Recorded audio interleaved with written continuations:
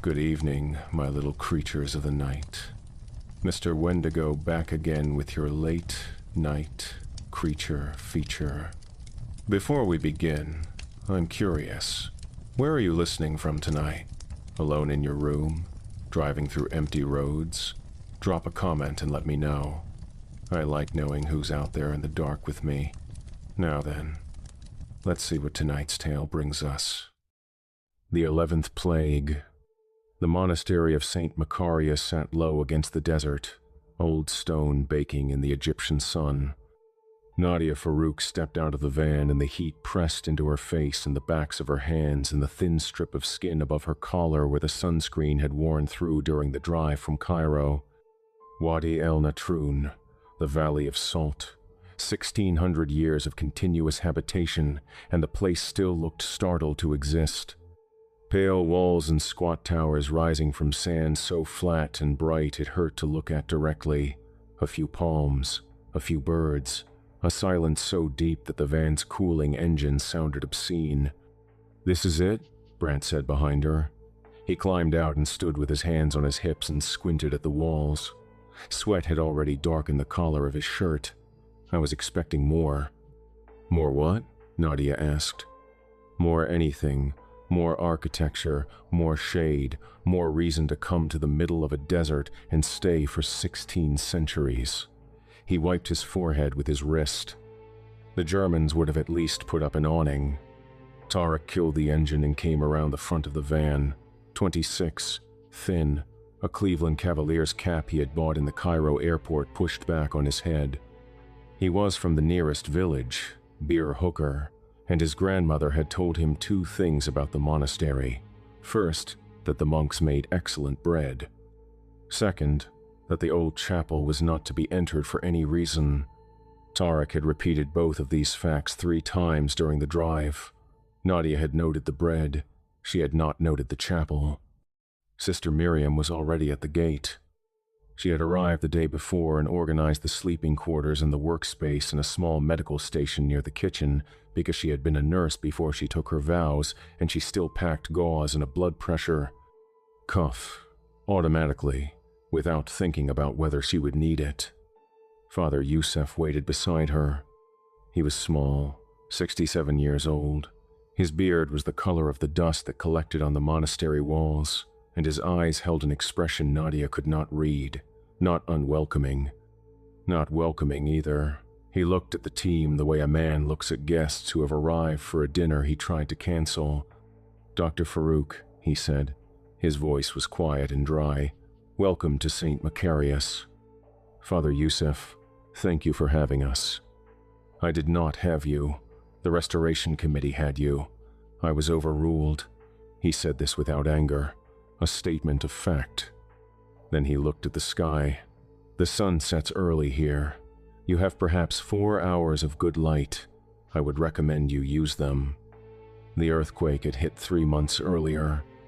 A 4.7 centered near Sadat City, barely enough to rattle windows in Cairo, but sufficient to crack the plaster and shift the stones of a building that had been standing since the 4th century. The damage was structural in places. A collapsed wall in the east wing, a shifted foundation under the refectory, cracks running through the ceiling of the main corridor. And beneath the old chapel, where the earthquake had split the floor, something had opened. The monks discovered it first. A gap in the stones beneath the altar.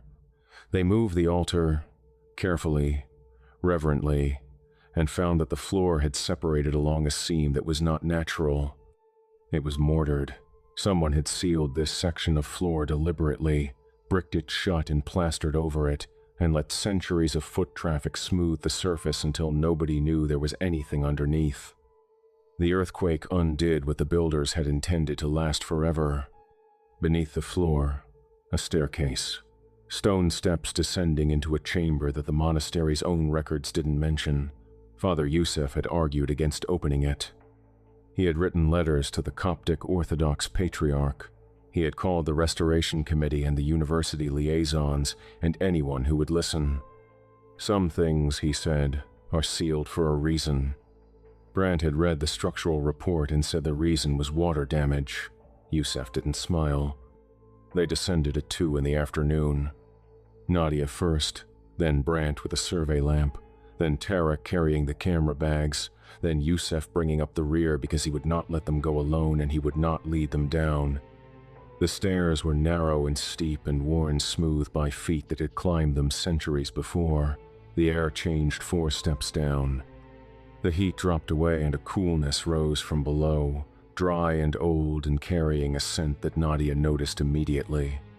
Sweet, not musty, not the mineral tang of underground stone, sweet and thick and almost floral, honey left in the sun too long, the smell of something preserved by something other than climate. "You smell that?" she asked. "Probably a dead animal," Brant said. "Rats get into everything." It wasn't death. Nadia had excavated tombs. She knew that smell, the mineral rot, the sweetness underneath. This was different. This smelled alive. The chamber opened at the bottom of the stairs. Rectangular, low ceiling, perhaps 10 meters by 6, cut directly into the bedrock. No windows, no ventilation, no door except the stairs they had come down. Brant swept the lamp across the walls and stopped. Every surface was covered in text. Floor to ceiling, dense, overlapping, Coptic script carved into the stone, not scratched or painted but carved, each letter cut deep enough that Nadia could fit her fingertip into the grooves. The letters ran in lines and the lines ran in columns and the columns ran into each other where one scribe had continued where another stopped, and the result was a wall of language so thick it looked woven. "My God," Nadia said. She wasn't religious. The words came out anyway. She set her bag down and pulled on gloves and crossed to the nearest wall and pressed her hand flat against the text. The stone was warm, not room temperature, not holding the desert heat, warm and alive. A pulse running through the limestone, faint and steady, pressing back against her palm. She pulled her hand back. "Interesting," she said. "What?" Brant asked. "The stone is warm. Geothermal. The region sits on a fault system." He tapped his survey lamp against the wall, listened to the sound, and nodded at nothing. Solid limestone. No voids behind it. Good structural integrity. Nadia wasn't listening. She was reading. She hadn't called Layla today.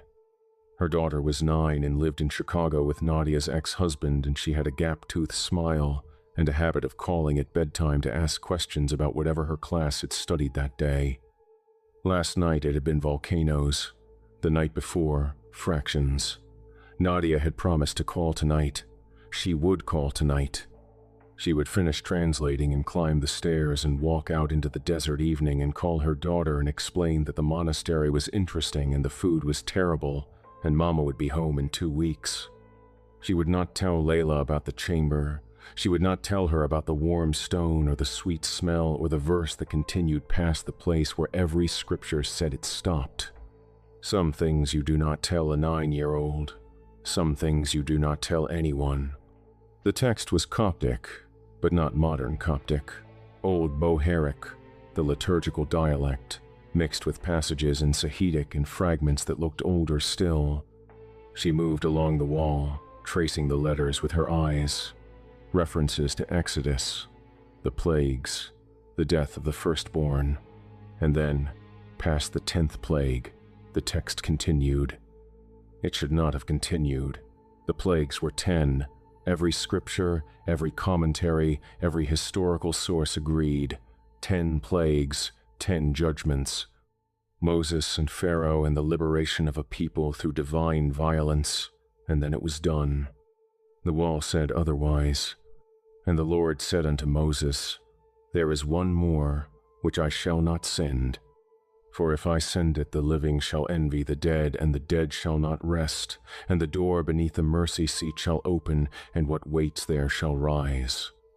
Nadia read it twice, 3 times.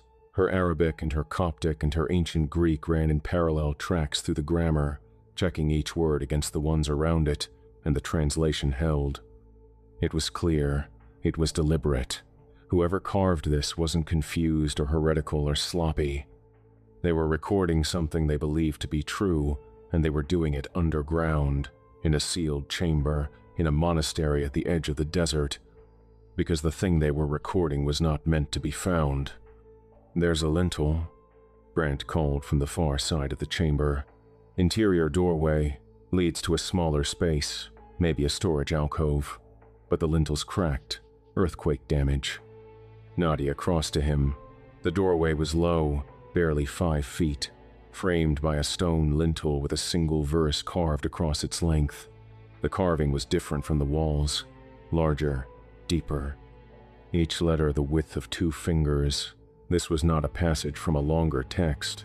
This was the text, the one the walls were annotating. The lintel was cracked through the center.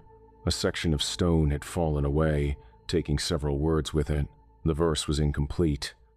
Nadia knelt. The fallen piece lay on the chamber floor, half buried in dust that had been settling undisturbed for centuries. She brushed it clean. The missing words were intact on its surface. She lifted it. It was heavier than it looked, dense stone, dark with age. She held it against the gap in the lintel and the edges aligned. The verse was whole again.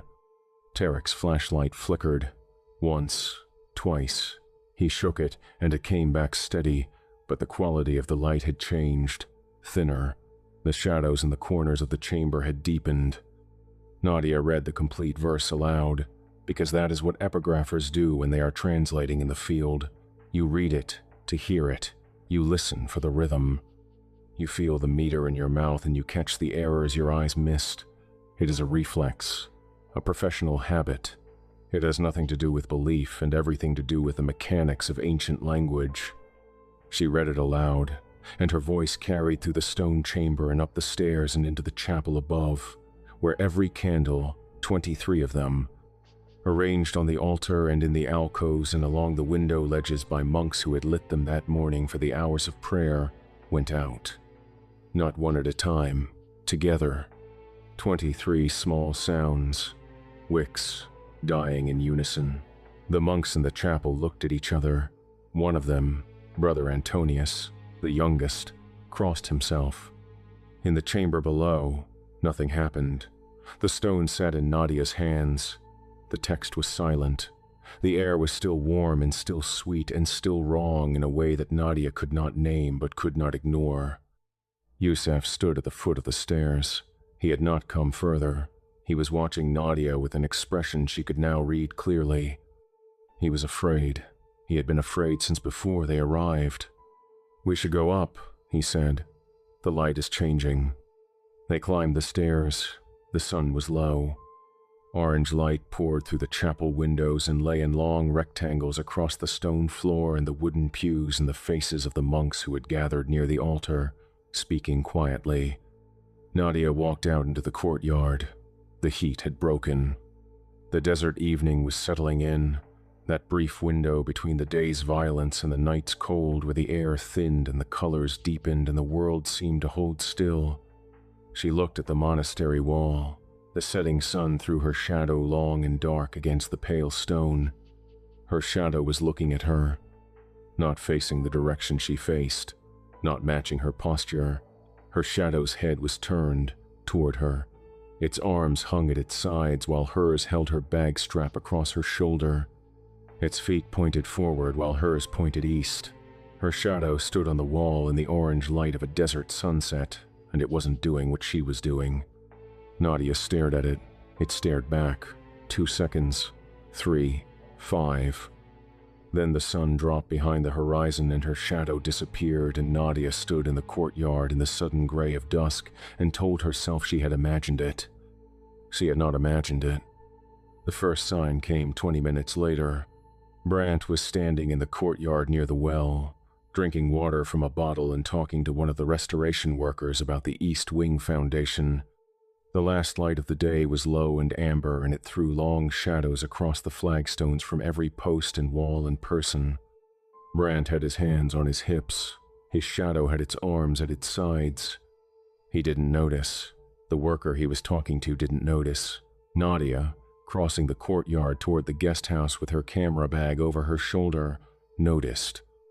She stopped. She looked at Brant's shadow on the ground. His posture was wide, elbows out, the stance of a man who took up space because he had spent 52 years believing the world had enough room for him. His shadow stood narrow and still, arms down, head tilted, listening to something that Brant wasn't listening to. "Carl," she said. Look at your shadow." He looked down. He laughed. "Desert light, refraction off the walls. The angle is tricky this time of day." His shadow turned its head while he stood still. Brant stopped laughing. Nadia looked at her own shadow. It was reaching for something she wasn't reaching for. Her shadow's right hand extended toward the chapel, fingers spread, stretching across the warm stone, pointing, or beckoning, or both. She stepped back. Her shadow didn't move with her. It held its position on the flagstones, hand extended, oriented toward the chapel, and it stayed there for 3 full seconds before it snapped back into alignment and became ordinary again. Across the courtyard, Tarek screamed. Nadia ran. She found him near the gate, pressed against the wall, staring at the ground where his shadow had been. His breathing was fast and shallow, and his face was gray. "It left," he said. "It peeled off and it left. It walked. Nadia, it walked." She looked at the ground around his feet. No shadow. The evening light fell on him and passed through to the stone without interruption. He cast nothing. He was standing in the last of the sun, and the light moved through him and he was invisible to it. "I felt it go," Tarek said. "Cold, all at once. Everything cold." He was shaking. Nadia put her hand on his arm. His skin was cool, not the cool of someone standing in the shade, a deeper cold radiating from inside. "Where did it go?" she asked. Tarek pointed toward the chapel. His hand trembled. "It walked. It stood up off the ground, and it walked." The separation took 10 minutes. Nadia watched it happen. 16 people in the monastery compound. The restoration crew, 3 monks, 2 nuns, 4 local workers, and Tarek. One by one, and then in clusters, their shadows peeled away. The shadows did not tear. They did not rip. They slid, the way water slides off a surface it no longer adheres to. They gathered at the feet and pulled free and rose and stood, vertical, dark, shaped roughly like the people they had belonged to. Roughly, not exactly. The proportions were wrong.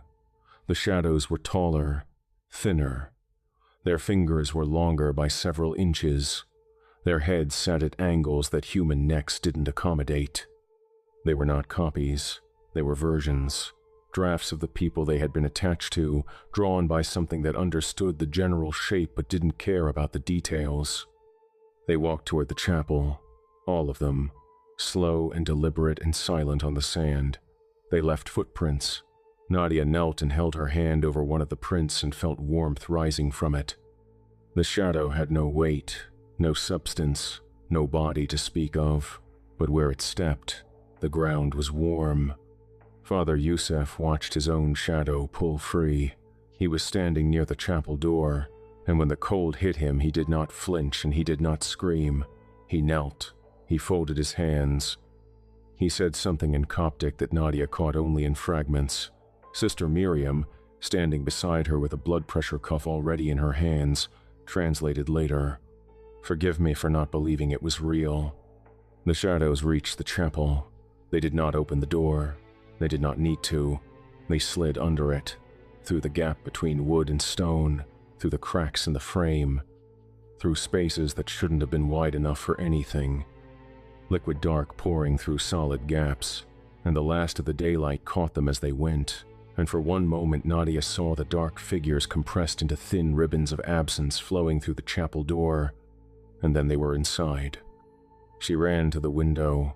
The chapel's west wall had a single pane of old glass, rippled with age, and through it Nadia could see the interior, the pews, the altar, the icons on the walls, painted centuries ago, saints with gold halos looking out with flat, patient eyes. The shadows were on the walls, all of them, 16 dark figures, spread across the stone, stretched tall. They covered the surface's floor to ceiling, moving, breathing, a tapestry of stolen dark that shifted and merged and separated and reformed. Their outlines ran together where they overlapped. Their fingers reached into the cracks between the stones. Their mouths opened and closed in rhythms that did not match each other but did not conflict. And from inside the chapel came a sound that pushed through the glass and the stone and the old wood of the door and reached Nadia's ears in the cooling desert air. Whispering, not one voice, all of them, overlapping. The verse she had read aloud in the chamber, repeated in fragments, broken across languages she recognized and languages she didn't. Coptic, Aramaic, Hebrew, and something older. A language that had no written form because it predated writing and predated speech and predated the distinction between sound and silence. A language that existed when the dark was all there was. The whispering grew. It came through the walls. It settled into the courtyard. It pressed against the skin and the eardrums and the place behind the eyes where sound becomes meaning. Nadia tried the satellite phone. She powered it on, waited for the handshake, and got nothing. Not a failed connection, not a busy signal, nothing. The phone reached out, and the sky was empty. Whatever carried signals from this place to the rest of the world had stopped carrying them. She tried her cell phone. Same. The screen showed full battery, no signal, and a clock that had stopped updating. She tried Layla's number. She held the phone to her ear and listened to nothing. Not static, not a busy signal. The kind of nothing that exists when the distance between two people becomes something more than miles. She lowered the phone and put it in her pocket, and her hands were steady because her hands had always been steady and she wasn't going to let that change now. Brant, she said. He was sitting on the low wall near the well. He had not moved since the separation. His shadow had been the second to leave, and in the 20 minutes since, something had changed in him. His face was pale. His eyes had sunk, not with exhaustion, with absence. The substance behind his skin had thinned. I feel lighter, he said. He held up his hand and turned it in the fading light. Not sick, just less. Miriam was checking pulses. She moved between the affected with her cuff and her notebook in her steady nurse's hands, and the data she collected was consistent and wrong. Pulse, normal. Blood pressure, normal. Body temperature, 2 degrees below baseline. Every single person. They're not dying, she said to Nadia. She kept her voice low. They're just cooling. Night fell, full dark, no moon. The stars came out in the desert sky, dense and bright and indifferent, and the whispering from the chapel continued. It did not stop. It did not pause. It ran on in its dead languages, and in the courtyard the people who had lost their shadows sat in the cold and listened to their own dark speaking words that hadn't been spoken aloud in 2,000 years. Brother Antonius, the youngest monk, sat on the chapel steps. He was 23. He had taken his vows 8 months ago. He sat with his back against the stone and his hands in his lap, and he looked at the place on the ground where his shadow should have been and wasn't, and he said nothing, and his eyes were open, and the temperature of his skin dropped another degree by midnight. Nobody slept. The dogs and beer hookers started howling at sunset, all of them, at once. They stopped at full dark. They didn't make another sound. Nadia sat against the courtyard wall and listened to the whispering and tried to think. The verse she had read contained a mechanism, a trigger, something in the words themselves, in the arrangement of consonants and vowels in a dead language spoken aloud in a sealed space, had activated a process that had been dormant for centuries. Processes could be reversed. Triggers could be reset. There was an answer in the text, because the people who carved the text understood what it did, and people who understood mechanisms built fail-safes. She needed to go back to the chamber. She needed to read everything on those walls. At midnight, she descended the stairs by lamplight. The sweet smell was stronger. The carvings on the walls were warm under her fingers. She translated for 2 hours, moving from wall to wall, photographing and reading and cross-referencing, and the text grew denser and more specific as she moved deeper into the chamber. Upstairs, the whispering changed. It had been running in fragments, broken phrases and overlapping languages. At 2 a.m, for the first time, the voices synchronized. One phrase, one verse, spoken in unison by 16 shadows on the chapel walls. Nadia heard it through the stone and understood the Coptic. The gate is building. Yusef heard it too. He was sitting on the stairs, halfway between the chamber and the chapel, positioned between the old dark below and the new dark above. He had been praying for 3 hours. His lips stopped moving when the voices unified. "It is accelerating," he said. Nadia worked faster. At 4 a.m, she tried the satellite phone one more time. Nothing. She tried writing a message on paper and giving it to Tarek to drive to the village. But when Tarek walked toward the gate, his chest seized. The cold came back, sudden and sharp, and he staggered and looked down, and his thin, wrong shadow on the moonlit ground was pulling at his feet, straining toward the chapel. And he backed up, and the pulling stopped, and he didn't try again. They were contained. Whatever the plague's boundary was, they were inside it. Nadia thought about Layla. She thought about the gap-toothed smile and the bedtime phone calls and the questions about volcanoes and fractions. She thought about her daughter waking up in Chicago and going to school and eating lunch and coming home and waiting for a call that wouldn't come. She thought about what her ex-husband would tell the 9-year-old when the days passed and the phone stayed silent. She didn't cry. There was no time for crying. There was only the text and the translation and the fading hope that somewhere in the ancient Coptic there was a sentence that said how to make this stop. Dawn came the color of old blood, red light spilling across the desert and through the monastery windows and into the rooms where 16 people had spent the night listening to the dead whispering through stone. Nadia found the first body at sunrise. Brother Antonius, still on the chapel steps where he had been sitting. His eyes were open. His mouth was open. His hands rested in his lap in the same position they had held all night. He looked peaceful.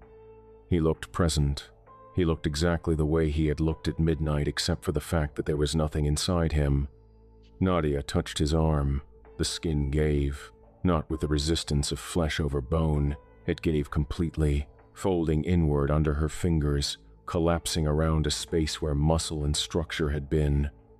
His arm bent in places arms do not bend. The bones were gone. The tissue was gone. Everything that had given the shape its substance had been drawn out through some process that left the exterior intact and the interior hollow. He weighed nothing. Miriam, who had found her medical training entirely unequal to the night's events, lifted his wrist and it swung loose and empty. She let it go, and it settled on his knee with a soft sound that was not the sound a body makes. They found 3 more in the monks' quarters, then 5 in the workers' dormitory, then 2 nuns in the convent, all the same, eyes open, mouths open, skin intact, hollowed. 12 bodies, 12 people who had lost their shadows the evening before and spent the night cooling by degrees until whatever held them together decided to leave. The expression on each face was not pain, not fear.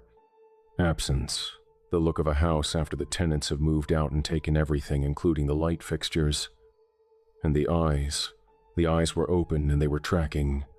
Nadia walked past Brother Antonius and his eyes followed her. She stopped. She stepped left. His eyes moved left. She stepped right. His eyes moved right.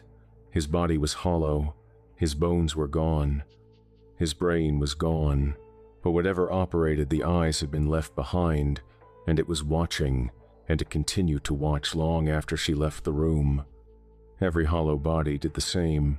12 pairs of empty eyes mounted in 12 slack faces, tracking every living thing that passed, not blinking, not straining.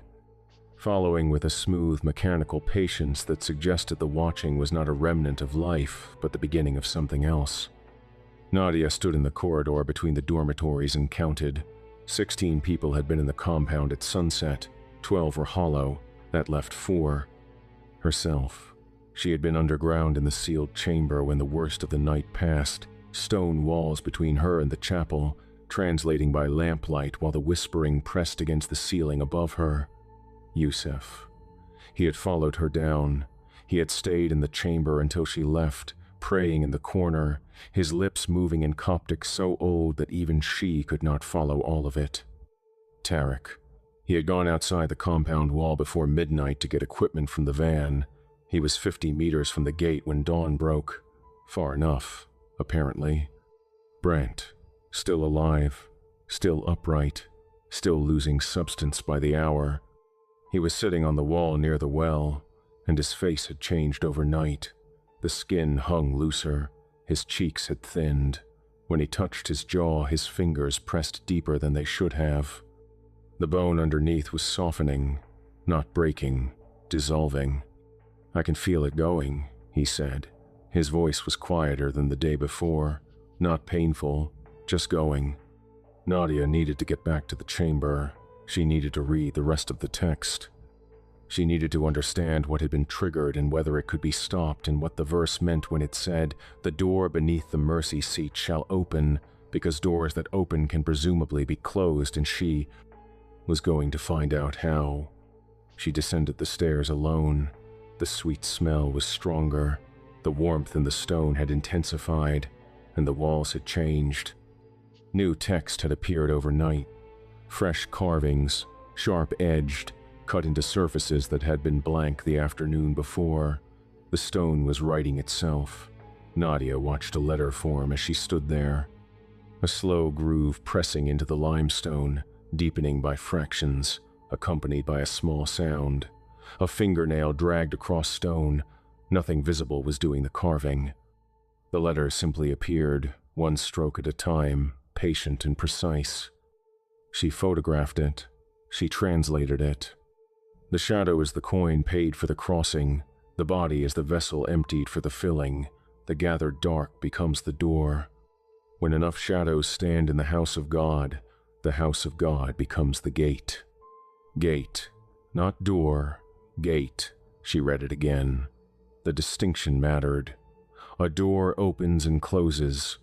A gate permits passage.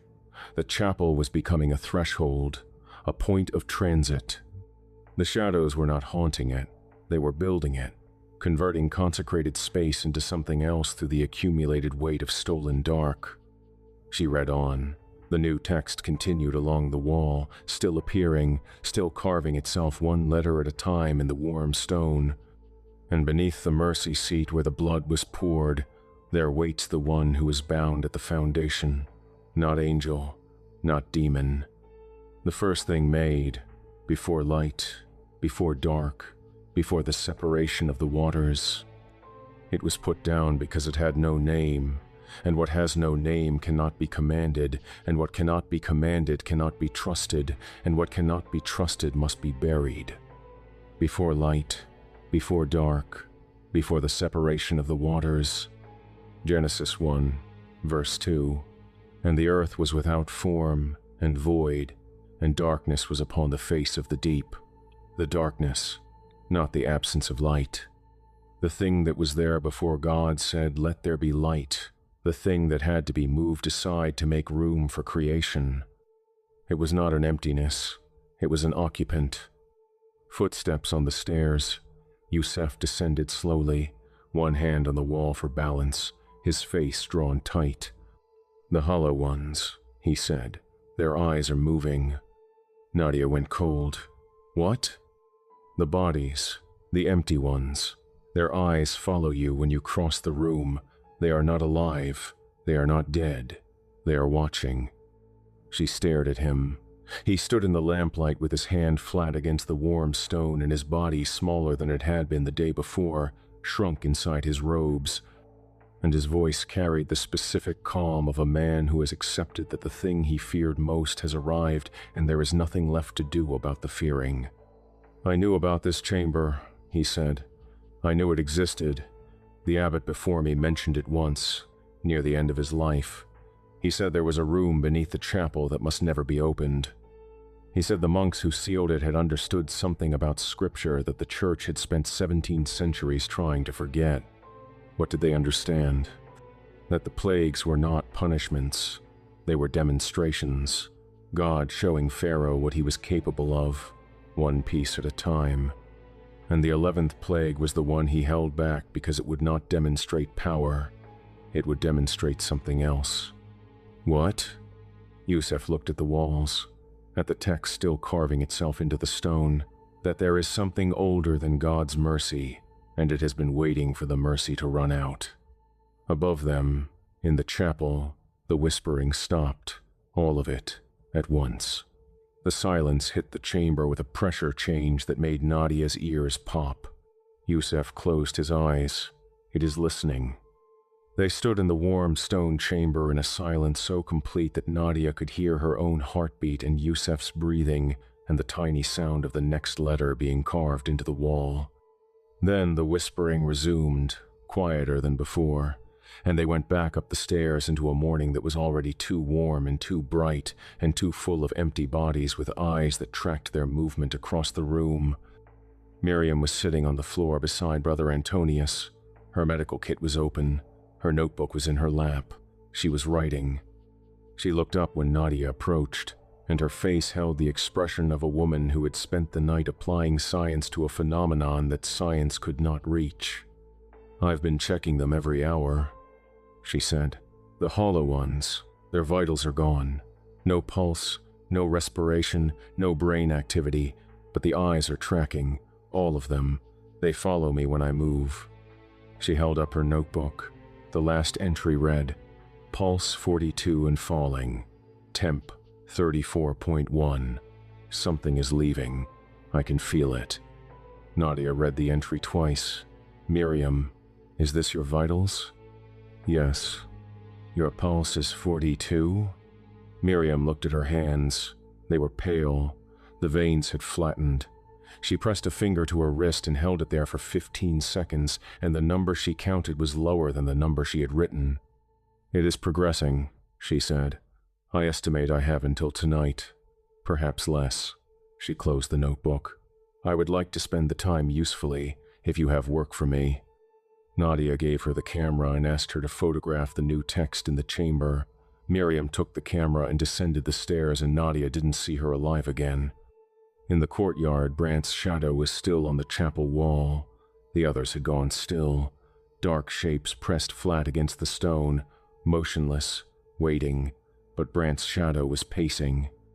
Back and forth along the interior wall, agitated, moving in patterns that didn't correspond to anything Brant was doing on his bench near the well. Brant himself had stopped talking. He sat with his hands in his lap and his head tilted forward and his skin hanging loose around a frame that was slowly losing its ability to hold shape. He touched his face and his cheekbone gave under his thumb. He pulled his hand away and looked at it and said nothing. Tarek sat beside him with a water bottle. He had been offering water for the last 3 hours. Brant had not taken any. "What do we do?" Tarek asked Nadia. His voice was steady, but his hands were not. "I'm going back to the text. There has to be a way to reverse this." "And if there isn't?" Nadia looked at him. He was 26 years old, and his grandmother had told him not to come here, and he had come anyway, and the fear in his eyes was the honest kind, the kind that does not pretend to be anything else. She didn't lie to him. "Then we need to understand what happens next so we can warn someone. The phones don't work. Then we drive. The van is outside the wall. We'd have to cross the courtyard." He looked at the chapel, at the door that the shadows had poured through the evening before. "Past that." "I know." "Nadia, my shadow grew back this morning." He held up his hand. In the sunlight, a thin gray shape fell from his fingers to the ground, pale, wrong. The fingers too long, the proportions shifted. It was not the shadow he had been born with. It was something else wearing the shape of his shadow, and it moved a half-second behind his hand instead of with it. It came back, but it's not mine. Nadia went back to the chamber one final time. The text covered every surface now: walls, floor, ceiling, stairs. Dense Coptic script running in every direction, carved deep into the limestone, warm to the touch, still appearing. The sweet smell had thickened. The air tasted of it. She breathed through her mouth, and it was in her mouth too. She found what she was looking for on the east wall, near the floor, in a section of text that had appeared within the last hour. The letters were still warm from their carving. The verse upon the stone is the seal and the key. Spoken, it opens. Broken, it closes. The builders understood. They carved the verse to preserve the knowledge, and then they broke the stone to preserve the world. The two must not be joined again. The builders had designed a failsafe. The verse was the mechanism. An intact verse opened the gate. A broken verse sealed it. The monks who built the chamber had carved the complete text onto the lintel as a record, then deliberately cracked the stone, splitting the verse, rendering it incomplete and therefore inert. Then they sealed the chamber and bricked the stairs and plastered the floor and prayed that nobody would ever find it. And then an earthquake cracked the plaster, and then Nadia found the broken piece on the floor, and then she held it against the lintel and made the verse whole, and then she read it aloud. She climbed the stairs. We need to break the lintel, destroy the stone, split the verse again. Yusef was in the courtyard. He shook his head slowly. The verse is already spoken. It is in the air. It is in the walls. It is in every shadow on those chapel walls. Breaking the stone will not unspeak it. The text says otherwise. It says the broken stone closes the gate. The text was written by men. The plague was sent by God. Yusef looked at the chapel. Can you unring a bell, Nadia? I can break the bell. Brandt was still on his bench. He had heard. He stood, and the standing took effort. His legs were thinner than they had been that morning. His clothes hung wrong. But he was an engineer, and engineers solve problems with tools, and he crossed the courtyard to the equipment shed and came back with a sledgehammer. He descended the stairs carefully. Nadia followed. They stood before the lintel, and Brandt squared his shoulders and swung the hammer with every pound of force his deteriorating frame could produce. The hammer struck the stone and stopped. Not bounced, stopped. The impact traveled up through the handle and into Brandt's arms, and he staggered back, and the stone had not chipped, had not cracked, had not marked. The surface was smooth and warm and whole, and it rejected the blow the way the earth rejects the dead. He swung again. Same result. The stone absorbed the impact and returned nothing. It's just limestone, he said. His voice was thin. Limestone breaks. He swung a third time. The hammer's wooden handle split. The head flew off and hit the chamber floor and lay there, ringing, and the stone was untouched. Nadia picked up the broken handle. She looked at the lintel, at the verse carved deep into its surface, complete, every letter intact. The stone that had cracked in an earthquake wouldn't crack under a sledgehammer. Whatever had been unleashed was protecting its own mechanism. The door was open, and the door didn't intend to close. They went back up. Tarek met them at the top of the stairs with his keys in his hand. We drive, he said. We get in the van. We go to Beer Hooker. We get to a phone that works. We call Cairo. We call anyone. They crossed the courtyard at a walk, not running. The chapel door was closed and the whispering was steady and the shadows on the walls were still and they didn't look at the windows and the windows didn't look at them. Tarek got behind the wheel. Nadia climbed in beside him. The engine turned over. The van rolled forward through the monastery gate and onto the road, and for 30 seconds the desert opened before them, flat and bright and leading toward the village, toward help, toward the rest of the world where shadows still followed their owners and the dead stayed dead and the ground stayed closed. 50 meters from the gate, the engine died. Not sputtered, not overheated, died. As if something had reached inside the machine and removed the concept of combustion. Tarek turned the key. Nothing.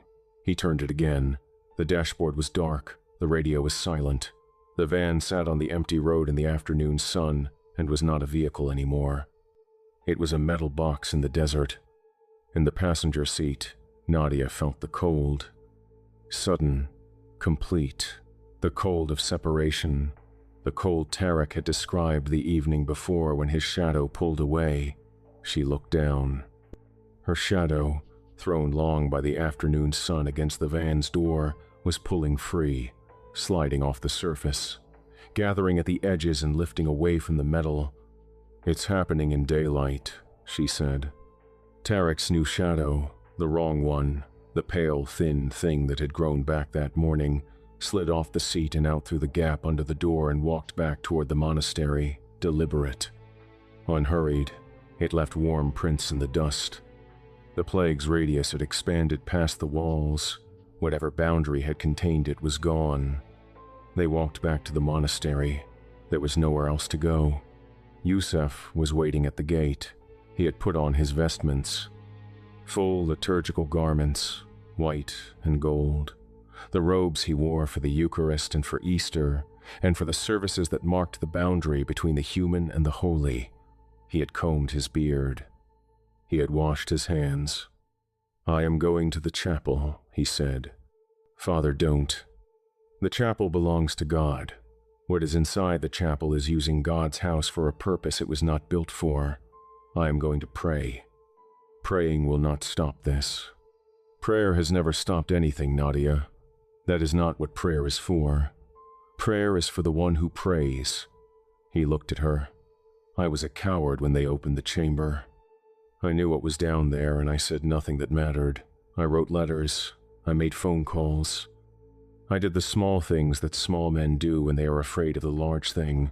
He straightened his vestments. "I will not be small again." He walked to the chapel door. He placed his hand on the wood.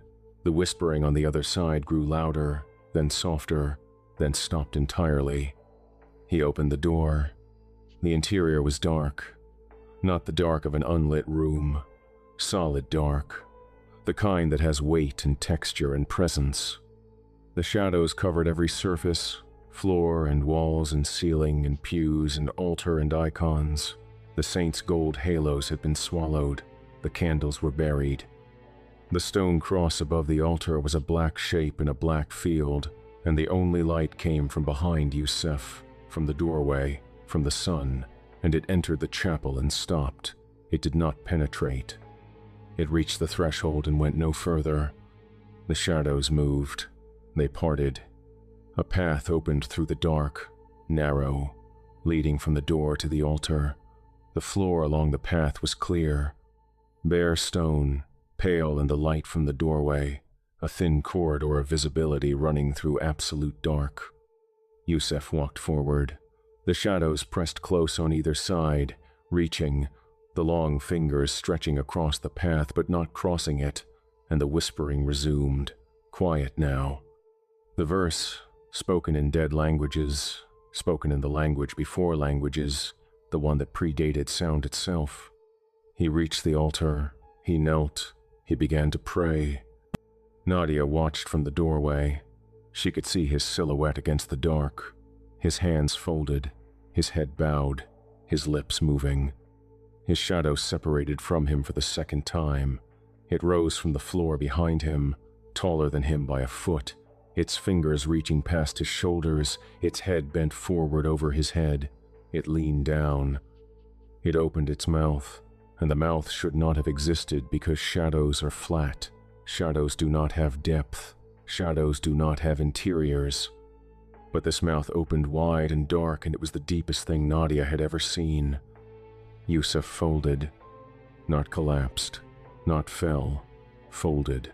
His body emptied from the inside out, and his robes settled around him, and his skin creased along lines that followed the shape of his kneeling posture, and he became a pile of white and gold vestments with a human outline draped over them, and his face, visible for one last moment before it slid forward and flattened, held an expression that was not pain and not fear, but completion. He had come to pray. He had prayed. Whatever he had asked for, the answer had arrived. The shadows on the walls surged darker.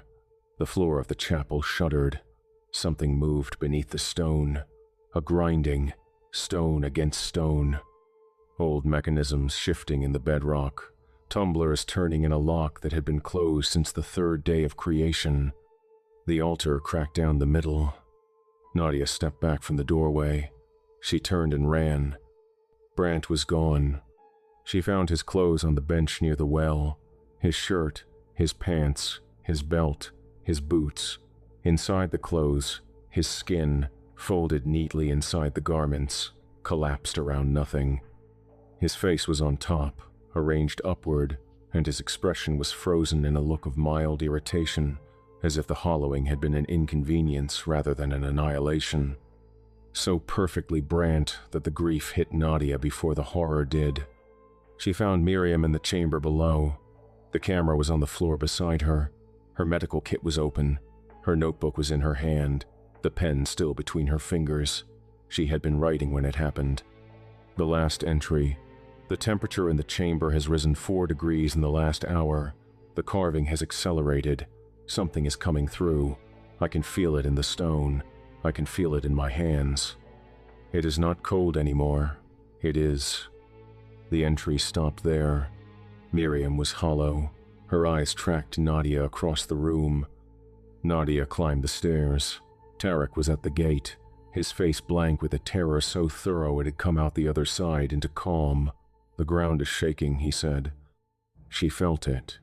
A low tremor running through the sand and the stone in the monastery's foundations and up through the soles of her boots. Rhythmic, steady, not an earthquake, something breathing. Something pressing upward from below. The sun was setting, the second sunset. The sky turned red and the shadows in the courtyard stretched long and the chapel walls glowed amber through the old glass windows and the whispering inside had changed. Not fragments anymore, complete verses, in unison. A choir of the stolen dark speaking the full text of the 11th plague in a single voice that came from 16 mouths and filled the chapel and pushed through the walls and resonated in the bedrock and reached down through the earth to whatever was listening beneath. The ground split. Not the chapel floor, the earth.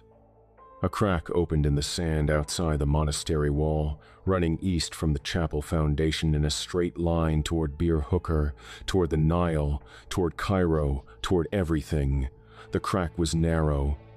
6 inches, a foot. It widened as Nadia watched, and from inside it came light. Not sunlight, not firelight.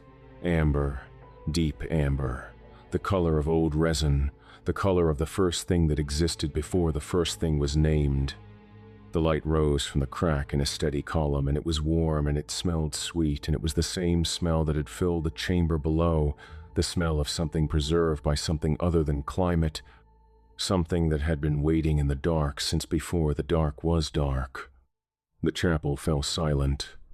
The whispering stopped, the shadows stopped moving, the grinding beneath the floor stopped. Everything stopped. The desert held its breath. And then, from below, from beneath the chapel, from beneath the monastery, from beneath the bedrock and the water table and the geological strata and the foundations of the earth, something rose. Nadia didn't see it. Nothing visible came through the floor. No creature, no form, no shape that light could touch or eyes could parse. But the air changed. The pressure changed. The quality of the silence changed from the silence of nothing happening to the silence of something enormous and ancient and patient arriving in a space that was not built to hold it. The crack in the earth widened. 2 feet. 3. The amber light brightened. The monastery walls groaned, old stone shifting against old mortar, and the chapel's roof bowed inward by 6 inches and held and did not fall. Nadia stood at the outer wall with the scroll in her hand, the final verse, the one she had not read aloud because reading things aloud was what started this. She read it with her eyes. And the door that had been sealed since the 3rd day opened, and what had been held beneath the mercy seat rose, and it was not an angel, and it was not a demon, and it had been patient for a very long time. The words burned in her head. They settled into the space behind her eyes and they wouldn't leave. She understood, finally, completely, standing in the red light of the second sunset with a crack widening in the sand and the amber glow rising from the earth, that the scroll was not a warning. It had never been a warning. It was an invitation, written and sealed and hidden and protected and waiting for the person who would find it and read it and complete the verse and open the gate. The builders had not been trying to prevent this. They had been trying to delay it. Tarek grabbed her arm. "We need to go. We need to go now." They ran, through the gate, down the road, past the dead van, into the desert, feet pounding sand, the monastery shrinking behind them. They didn't know where they were running because there was nowhere to run to, and the crack in the earth was following the road east, and the amber light was spreading, and the tremor in the ground was getting stronger with every step. Nadia looked back once. The monastery of St. Macarius sat against the darkening sky with the crack running through it. The chapel roof had caved. The walls had bowed. Light poured from inside, amber and steady, and the shadows were no longer on the walls. They were standing in the courtyard. 16 dark figures, tall, thin, wrong, standing still, facing east, facing the same direction Nadia and Tarek were running. And beyond the monastery, toward Beer Hooker, toward the village with its 2,000 people and its silent dogs and its homes and its lives and its ordinary human dark, the shadows of 1,000 evening objects began to turn, the shadows of palm trees, the shadows of walls, the shadows of power lines and parked cars and a minaret and a water tower and every person standing outside in the last light of the day, all of them turning, peeling, rising, walking toward the nearest holy place. Nadia could see the village from the road, a kilometer away. Small lights, small buildings, small lives that had been ordinary an hour ago. She watched the shadows peel from the village in a wave. Dark shapes rising from the streets and the rooftops and the fields and flowing toward the mosque at the village center, toward the small Coptic church at the east end, toward every space that had ever been consecrated by prayer and faith and the belief that holiness was a shield. Holiness was not a shield. Holiness was a door. The crack in the earth was still running east. It had passed the village now and kept going, toward the Nile, toward the green ribbon of irrigated land that held 90 million people, toward Cairo and its 10,000 mosques and its 1,000 churches and its synagogues and its temples and every room where any human being had ever knelt and prayed to anything at all. The amber light from the crack illuminated the desert from below. The sand glowed. The monastery glowed. The world glowed with the light of something that had been buried before the concept of burial existed, and it was rising, and the shadows were feeding it, and the gate was open, and the gate was not going to close. Tarek was still running. Nadia stopped. She stood in the desert. She held the scroll. She thought about Layla, 9 years old, doing homework in a kitchen in Chicago. And she thought about the shadow that Layla cast when she stood in the afternoon light that came through the west-facing window above the sink. She thought about that shadow turning its head. And in every church, and every mosque, and every synagogue, and every temple, and every room in every country where any human being had ever spoken a prayer into the dark and hoped that something was listening, the walls began to whisper, "Well, well, well, boys and ghouls. That wraps up another terrorific tale from the vault. Poor Dr. Nadia Farouk, epigrapher, 4 languages, 20 years reading dead words carved into old stone. She found a broken verse on a lintel in a sealed chamber beneath a monastery that monks had bricked shut and plastered over and prayed would never be opened. And what did she do? She picked up the missing piece. She fit it back into place. She read it out loud.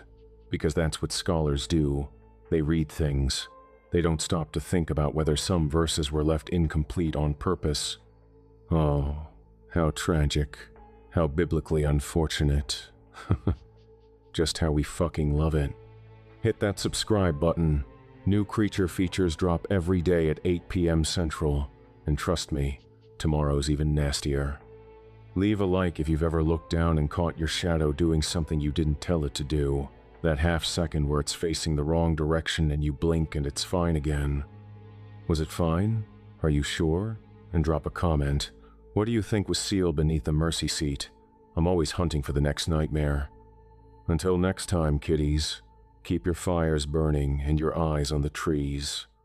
This has been your late night creature feature. I'm Mr. Wendigo. And hey, look on the bright side. At least the monastery is still standing, mostly. The chapel roof caved in and the altar cracked in half, and there's a fissure running through the Egyptian desert toward Cairo, glowing amber from something that predates the book of Genesis. But the bread is still good. Father Youssef said the monks make excellent bread. Of course, Father Youssef is a pile of empty vestments on a chapel floor now, so maybe take that review with a grain of salt. Sweet dreams, kiddies. Sweet dreams.